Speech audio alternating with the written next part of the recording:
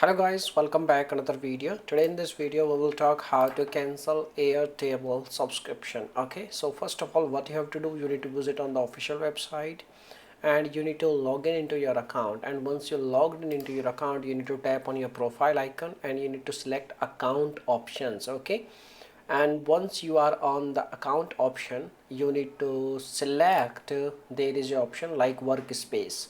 You need to select your workspace and you can visit on the workspace page and you can cancel your plan by using this option change plan at the right side. Okay, so you can also do this thing by visiting on the first page, like this is the page. When you click on your profile icon there is a option upgrade. In your case there is a option like your plans and upgrade option. You can also directly visit on the page and you can cancel your subscription. So by using this way you can easily cancel your subscription with Airtable. Now if you have any other questions you can make a comment. I will reply you very soon, and thanks for watching this video. Bye bye, take care.